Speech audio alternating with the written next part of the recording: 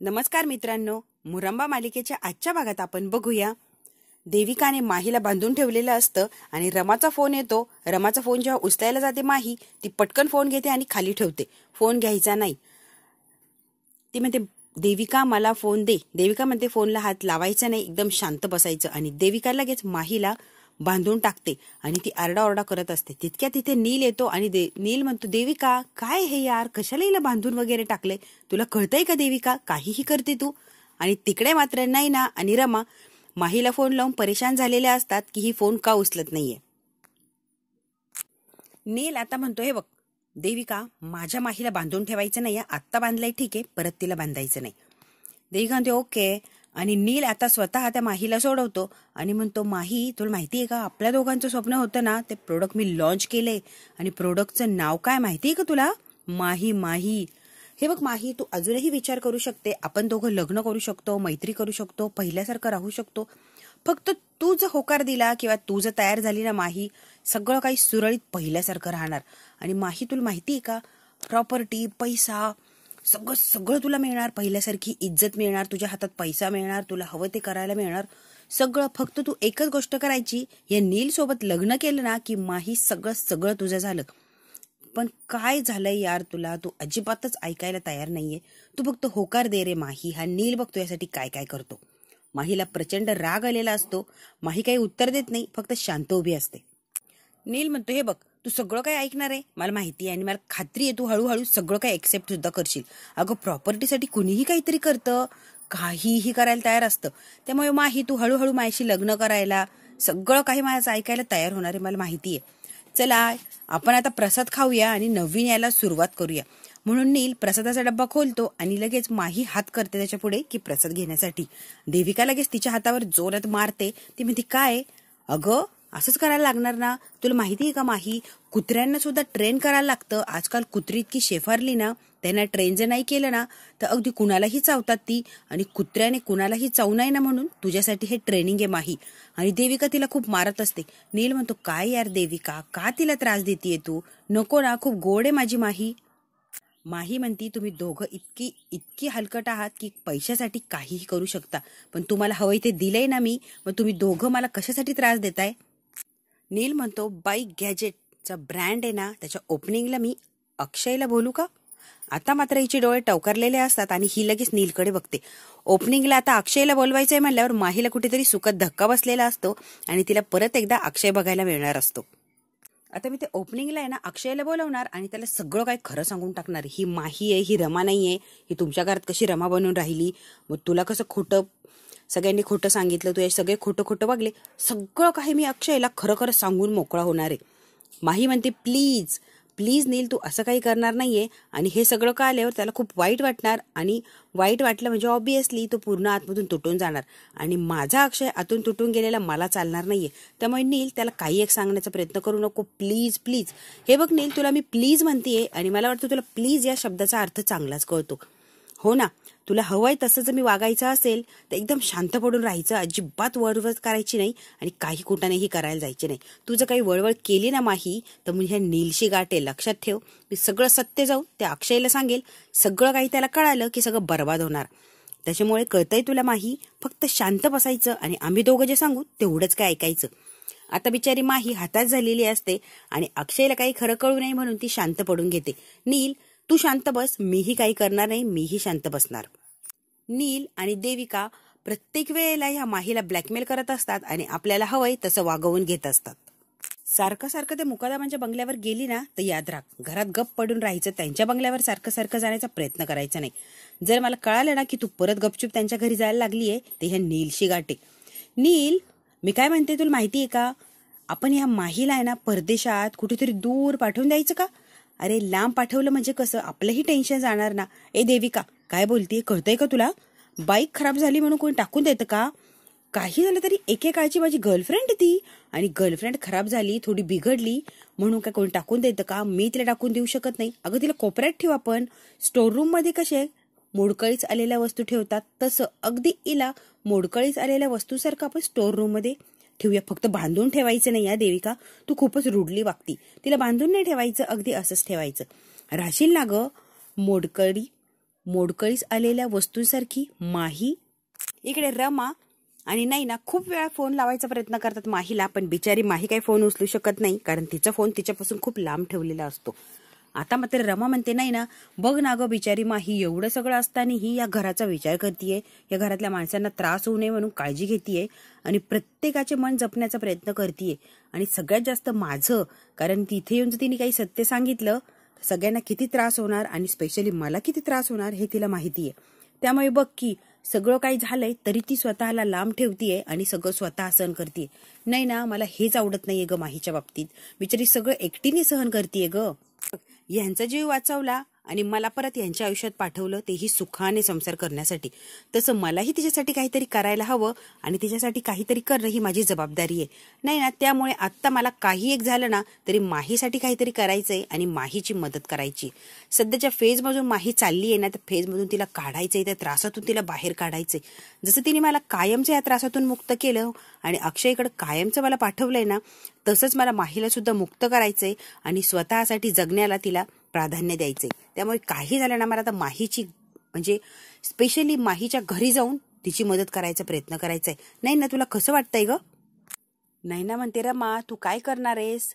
रमा म्हणते, माझ्या डोक्यात प्लॅन आहे, आपण दोघे मिळून तो सक्सेस करूया. आता रात्री सगळे झोपलेले असतात नाही ना, आणि रमाच अंगणामध्ये आलेले असतात आणि गपचूप घरातून कोणी येतं की काय ते बघत असतात, कारण त्यांना आता रात्री माहीच्या घरी जायचं असतं माहीची मदत करायला. रमा आणि नैना बरोबर तिच्या घराच्या खाली येऊन उभा राहिलेल्या असतात आणि नैनाला ती सांगते की नैना, मला बघ एक्झॅक्टली तिथे ठेवलं होतं आणि आत गेलो ना की मला प्रत्येक कोपरा ना कोपरा माहीत झालाय, कारण इतके दिवस तर या घरात राहिले मी. फक्त आतमध्ये कसं जायचंय ना हा प्रश्न आहे. नैना, काहीतरी आयडिया करायला लागणार आतमध्ये जाण्यासाठी आपल्याला, कारण मेन दार तर बंद आहे आणि दार बंद आहे तरीही आपल्याला आतमध्ये जायचंय म्हणल्यावर काहीतरी आपल्याला डोकं लावायला लागणार आहे. नैना म्हणते, हो ग बाई, आपण काहीतरी करूया. नैना म्हणते, आपण डोकं लावूया, बघ त्या नीलला कसं आपण वेड्यात काढूया. आणि नैनाने एक मैत्रीण पाठवलेली असते, ती दार वाजवते आणि म्हणते, अहो प्लीज मला मदत करा, माझी गाडी इथे बंद पडली आहे आणि माझा फोन सुद्धा डिस्चार्ज झालाय ना, माझी प्लीज गाडी सुरू होती का, जरा प्रयत्न करतात का, प्लीज मला मदत करा. आणि ती मुलगी बघितल्यावर म्हणल्यावर नील तर फिसलायलाच पाहिजे. नील लगेच त्या मुलीच्या मागे जातो तिची मदत करण्यासाठी. इकडे लगेच दार उघडं असतं, पटकन रमा आणि नैना आतमध्ये घुसतात. रमा म्हणते नैनाला, तू वर जाऊन बघ, मी खाली सगळं ऍडजस्ट करते. आणि तितक्यात तिथे देविका आलेली असते. माही, तू परत कपडे चेंज केले का? तुला मी बांधून ठेवलंय, मग तू आलीच कशी? तुला सांगितलंय ना मी रूमच्या बाहेर यायचं नाही. आता लगेच रमा म्हणते, हो तू तिला बांधून ठेवलंय ना. देविका, तू जर तिला बांधून ठेवलं तर तिला सोडवायला येणारी खूप लोक आहेत. अगं, माहीची मदत करायला खूप म्हणजे खूप सारी लोक आहेत. तू कितीही प्रयत्न कर तिला काही करायचा, पण तिला या तावडीतून सोडवायला येणारी खूप लोक आहे. कारण मी रमा आहे आणि वर जी बांधून ठेवली ती माही आहे आणि तिला सोडवण्यासाठी रमा आली आहे. इतका माज आलाय का तुला? थांब, तुमच्या दोघींची चांगली जिरवतेच. म्हणून आता देविका रागारागाने रमाच्या मागे यायला लागलेली असती. रमा लगेच समोर अशी गोट्या टाकते, त्या गोट्यांवरून ती लगेच देविका घसरते आणि खाली पडते. तिला उडताच येत नाही, कारण सगळीकडे त्या फरशीवर गोट्या पडलेल्या असतात. लगेच रमा तिच्याकडे बघत बघत वर गेलेली असते माहीची मदत करायला. ही रमा ओरडत असते आणि खाली बसलेली असते. तिला उठायचा प्रयत्न करते पण तिला उठताच येत नसतं. इकडे मात्र नील त्या मुलीची मदत करत असतो आणि गाडी सुरू व्हावी म्हणून तिला काहीतरी गाडीला करत असतो की तिने पटकन सुरू व्हावं आणि या बिचाऱ्या मुलीची मदत व्हावी. पण गाडी काही सुरू होत नसते, त्यामुळे नीलचा इकडेच टाइमपास चाललेला असतो. ती म्हणते, बघा गाडी नेमकी आजच बंद पडली, बघा की मला इतकं लांब जायचं आणि इतकं महत्वाचं काम आहे ना माझं की बस, आणि गाडी का सुरू होत नाहीये ही. नील म्हणतो, डोंट वरी, मी आहे ना. तसं ही गाडी सुरू करायला अगदी 1 मिनिट सुद्धा लागणार नाही, पण या मुलीला माझ्या हातातून असंच कसं जाऊ देणार आहे. कमॉन नील, थिंक, काहीतरी विचार करायला लागणार आहे आपल्याला. नील म्हणतो, आता नील असताना ही मुलगी अशीच कशी सोडून जाणार माझ्या तावडीतून. आता हिचंही काहीतरी काम करायला लागणार आणि आपल्याला गाडीचंही काम करून घ्यायला लागणार. इकडे मात्र माही बांधून टाकलेली असते, तिला खूप परेशान होत असतं. ती लगेच आठवतं की मी कशी रमाची मदत केली होती आणि रमाला कसं या बांधलेल्या अवस्थेतून ह्या जंगलातून तिला सोडून नेलं होतं मी, कारण यांच्या जेलमध्ये जो राहील तो बरबादच होणार. आणि देविका किती टॉर्चर करते आपल्याला तर माहिती आहे. ती माहीलाही तितकं टॉर्चर करत असते जितकं तिने रमाला टॉर्चर केलेलं असतं. आता माही विचार करते, मी जशी रमाला सोडवलं होतं तसं आता मला कोण सोडवणार आहे. आणि ही विचार करतच असते तितक्यात तिथे रमा येऊन उभी राहते आणि रमा म्हणते, माही मी आली आहे तुला इथून सोडायला. रमा, तू? हो माही, तुझी मदत करण्यासाठी आली आहे तुझी रमा, आता तुला मी इथून सोडून नेणार आहे. माही म्हणते, मी आली आहे तुला सोडवायला. आणि पटकन त्या माहीला सोडवायला आलेली असती रमा आणि पटकन त्या माहीला सोडवते आणि तिला फ्री केलेलं असतं, तिला खूप बांधून ठेवलेलं असतं. आता या दोघी पटकन पळून जाण्याच्या तयारीत असतात. तिथे लगेच देविका येते आणि आरडाओरडा करते. काय तुम्हाला काय वाटलं तुमच्यासारख्या चिल्लर मुली येतील आणि मला काहीही करतील आणि चिल्लर मुलींसमोर या देविकाचं काही चालणार नाही. तुमचा गैरसमज आहे, गैरसमज. देविका आहे ना या चिल्लर मुलींचं बघा इतक्यात काम करते.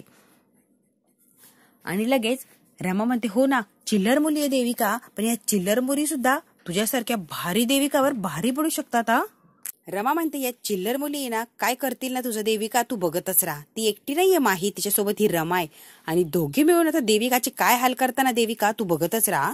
देविका आता नीलला आवाज देत असते, नील पटकन ये, या दोघी मला त्रास देत आहे.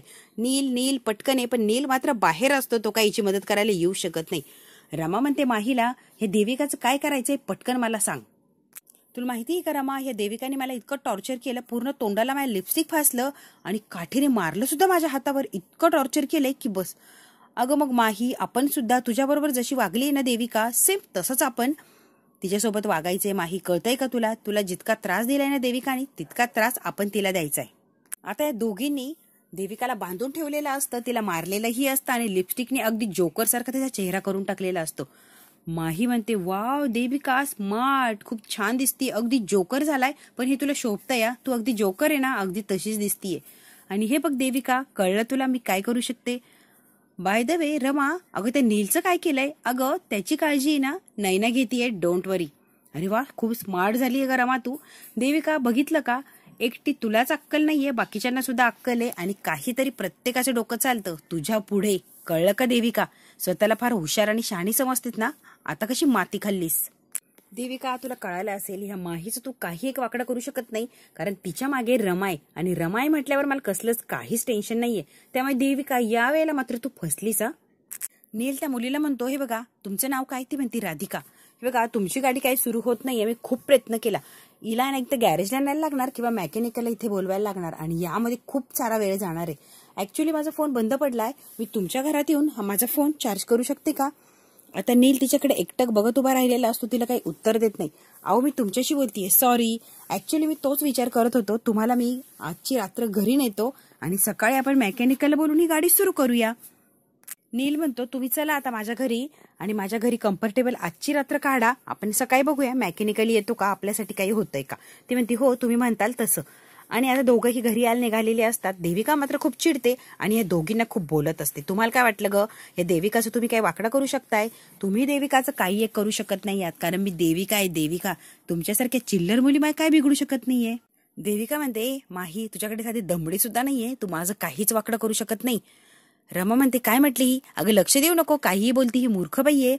अगं नाही रमा तुला माहितीये का, तुला सोडवण्याच्या नादात सगळी प्रॉपर्टी माझ्या नावावर केली आहे. आता हिच्याकडे फुटकी कवडी सुद्धा नाहीये, ही कुठेही हलू शकत नाही आणि माझ्या परमिशनशिवाय ती काहीच करू शकत नाही. 1 रुपया सुद्धा नसल्यामुळे ती काहीच हालचाल करू शकत नाही. आता रमाला कळालेलं असतं की माहीकडे पैसे नाही आणि सगळे पैसे मात्र या देविकाच्या नावावर केलेत.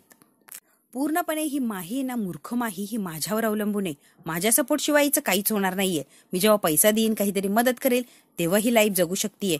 आणि काय काय रमा, तू काय फक्त सपोर्ट करू शकतीये, हिला सपोर्ट करून काय तुझ्या घरी घेऊन जाणार आहे का तिला राहायला. आली इथे मोठी मदत करायला आणि काय ग आजचे दिवस मदत करशील, मला बांधून ठेवलं म्हणजे काय सपोर्ट थोडी करशील. माझ्याशिवाय हिला 1 रुपया सुद्धा मिळणार नाहीये. त्यामुळे रमा आणि माही किती उडाल्या तरी तुम्हाला जागेवरच यायचंय. शेवटी तुम्हाला ह्या देविकाचीच मदत घ्यायला लागणार, कारण देविकाकडे सगळे पैसा प्रॉपर्टी सगळं काही देविकाकडे. त्यामुळे तुम्ही दोघी काही एक देविकाचं वाकडं करू शकत नाही, कळालं. काय काय रमा, तुझ्या घरी घेऊन जाऊ शकते का, आणि तुझ्या नवऱ्याला जर सत्य कळालं तर त्याला किती त्रास होणार आहे. त्यामुळे तू काही एक करू शकत नाही आणि हिला काय तुझ्या घरी घेऊन जाऊ शकत नाही, कळतंय का. तुझ्या नवऱ्याला त्रास होणार, त्यामुळे तू हिची काही एक मदत करू शकणार नाही. माही म्हणते रमा या देविकाकडे लक्ष देऊ नको, ती काहीही बडबड करते, तू मात्र शांत उभी राहा. अक्षय इकडं रमाला फोन लावत असतो आणि तिशी कॉन्टॅक्ट करण्याचा प्रयत्न करतो, पण ती काय फोन उचलत नाही. आणि आता मात्र हा आईला आवाज देतो, आई आई. आता सीमा आलेली असते, काय रे, अरे रमा कुठे आहे, तिला किती वेळचं फोन लावतोय आणि नैना बरोबर कुठेतरी बाहेर जाती म्हणालीये, पण अजून काय आली नाही आणि फोन लावतोय तो फोन सुद्धा ती उचलत नाहीये. आता नेमकी मी करू काय. आता मात्र सीमा टेन्शन मध्ये आलेली असते, आता ही गेली कुठे, आता माही काय परत प्यायला बियला लागली की काय. सीमाला मात्र टेन्शन आलेलं असतं. अक्षय म्हणतो आई जाऊन जाऊन कुठे जाणार, मंडईत जाणार, स्वस्त भाज्या मिळतात म्हणून किती लांब जाणार ही मुलगी स्वस्त भाज्यांसाठी. खरंच कमाल हिच्या वागण्याची. सीमा म्हणते आत्ता कुठे चांगली वागायला लागली होती ती, आता परत प्यायला बियला लागली ना बाबा. काय म्हटलीस आई? अरे कुठे काय म्हटले मी? तुला काही ऐकायला येतं का अक्षय? आई तू पुटपुटतेस काय? तुला काहीतरी विचारतोय, तू नीट उत्तर देणं अपेक्षित आहे ना. अरे अक्षय, जिथे कुठे गेली असेल ना चांगल्या अवस्थेत तिने घरी येणं एवढं अपेक्षित आहे. म्हणजे काय म्हणते आई? चांगल्या अवस्थेत म्हणजे काय? ती काय दारू बिरू पिऊन येणार आहे की काय परत? सीमा म्हणते हो तीच तर भीती वाटतेय, खरंच दारू पिऊन आली ना तर चांगला तमाशा होणार आहे. अक्षय म्हणतो काय म्हटली? अरे काय नाही रे अक्षय, तू काय प्रत्येक प्रश्नाचं उत्तर विचारतोय? सीमा पटकन शब्द बदलते. अरे काळजी म्हटले काळजी, तुला काय भीती ऐकू आलं काय? तुला माहिती आहे ना माझ्या शब्दांचा घोळ आहे. काय यार आई, तू आहे ना तिला फोन लाव रमाला, तोपर्यंत मी नैनाला फोन लावून बघते. हो आई जा तू. आता सीमा पटकन तिथून पळ काढते आणि लांब आलेली असते. रमा म्हणते तू म्हटली होती ना थोडे पैसे बाजूला ठेवले माही, मग खोटं का बोलली माझ्याशी? तुझ्याकडे 1 रुपया सुद्धा नाहीये. ती पटकन तिला मिठी मारते आणि म्हणते हे बघ तू काळजी करू नको, आपण सगळं व्यवस्थित करूया.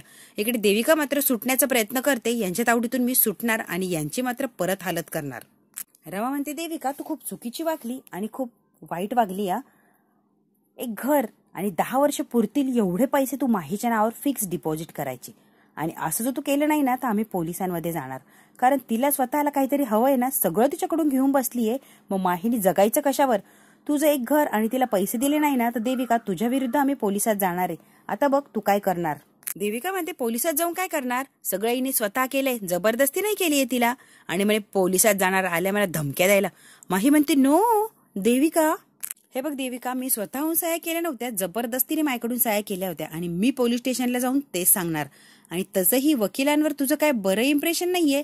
त्यांना माहिती आहे तू माझ्याशी कसं कसं वागली, त्यामुळे वकीलही माझ्या बाजूने सहज काय ते सांगणार. त्यामुळे देविका आता पुरती तू अडकणार आहेस, कळतंय तुला? नील त्या राधिकाला घरी घेऊन येतो आणि तिला म्हणतो बस ना कम्फर्टेबल बसा, तुझंच घर आहे असं समज. काय ग थकली असेल, तुला ड्रिंक वगैरे काही देऊ का? नैना पळत आलेली असते आणि या तिघींना सांगते की आता नील आलाय घरात, आपल्याला काहीतरी करायला लागणार. आता लगेच माही म्हणते नैना तू आणि रमा इथून पटकन निघून जा, नाहीतर नील तुम्हाला खूप त्रास देणार. रमा म्हणते वेडीस का, तुला एकटीला सोडून कसं जाणार? हे लोक तुला किती त्रास देणार, त्यामुळे आता यांचा बंदोबस्त करूया मगच आपण इथून जाऊया. देविका मात्र जोरात आवाज देत असते नील नील. माही म्हणते तुम्ही दोघीही निघून जा, हिने आता जे कबूल केलंय ना ते मी मोबाईलमध्ये रेकॉर्ड केलंय, त्यामुळे आता तुम्हाला जे सांगितलंय ना रमा तिच्याकडून मी बरोबर करून घेते. माझ्याकडे सगळं रेकॉर्डिंग आहे, त्यामुळे हिला सगळं काही द्यायलाच लागणार आहे. आता दोघी रमा आणि नैना पटकन तिथून निघून गेलेले असतात. देविका मात्र सारखं त्या नीलला आवाज देत असते नील नील, पण माहीला माहिती असतो तो काही येणार नाहीये, तो पुरता तिकडे नादी लागलेला असतो. माही म्हणते देविका भीती वाटतेय का? घाबरू नकोस, मी तुला काही करणार नाही. नील इतका हलकट असतो की त्या मुलीला घरी आणलेलं असतं, ड्रिंक ऑफर केलेली असते आणि त्या ड्रिंकमध्ये आता गोंगीचं गोळी टाकलेली असते आणि म्हणतो आता ही सगळं विसरून माझी होणार, मी काय म्हणणार ते माझं ऐकणार, मला हवं तसं ती करणार. आता ही पुरती माझ्या जाळ्यात अडकलीये आणि नीलकडे कोणी आलं आणि नीलने तिचा फायदा घेतला नाही असं शक्यच नाही. आता या मुलीला बघा काय आणि कसे हाल करतो मी. नील ते ड्रिंकचे ग्लास दोन्ही हातात घेतलेले असतात आणि आता स्वप्न रंगवायला लागलेला असतो. तिकडे लगेच नैना म्हणते नील एक ग्लास माका पण. हा मागे बघतो तो काय, तिघीचे तिघी उभे असतात. हा घाबरतो आणि म्हणतो तुम्ही काय करता इथे आणि तुमच्या तिघींचं काय काम आहे इथे? तिघींजवळ बघतो तर आता चौथी माहीही आलेली असती खाली. आता चौघी असतात आणि नील एकटाच असतो. म्हणजे माही तू सगळं घडवलंय, तू ह्या तिघींना इथं गोळा केलाय का आणि मला वेड्यात काढलाय का तू? आता तो माहीकडे चाललेला असतो मारायला, तितक्यात लगेच त्याला पाय घालते आणि नैना जागेवरच पाडते. देविकाच्या नावाने जोरात ओरडायला लागलेला असतो नील देविका देविका. देविकाची फार वाईट अवस्था केलेली असते रमाने आणि माहीने. ती खाली मान घालून आलेली असते अगदी जोकर बनून. देविका हे काय झालंय तुझं, अगदी जोकर दिसतीये तू. देविकाला बघून नीलला खरं शॉक बसलेला असतो, कारण देविकाची खूप वाईट अवस्था केलेली असते, अगदी खाली मान घालून आलेली असती आणि तिचा जो माज असतो ना पूर्ण उतरलेला असतो, कारण माहीने आणि रमाने चांगलेच तिची हालत केलेली असते. आता सगळं रेकॉर्डिंग झाल्यामुळे देविकाचा तो माज सगळा गेलेला असतो, कारण ती लगेच वकिलाला ती प्रूफ दाखवणार आणि सगळी प्रॉपर्टी परत तिच्या नावावर होणार. ए नील तुला आवडलाय का देविकाचा मेकअप? तुला करून देऊ का असला मेकअप? म्हणजे तूही इतका सुंदर दिसशील. थांब मी तुझा मेकअप करून देते. ए माही शहाणपणा करायचं नाही या आणि आपल्या जवळ यायचं नाही. आणि हे बघ तू काही एक करायला जाऊ नको. हा नील आहे नील, नीलच्या नादाला लागायचं नाही या माही. अरे हो देविका ही अशीच म्हणायची. बघितलं का देविकाची कशी अवस्था केली आहे नील. ए नील जरा शांत बसायचा. माहीला जर काही झालं ना तर मी मात्र शांत बसणार नाही.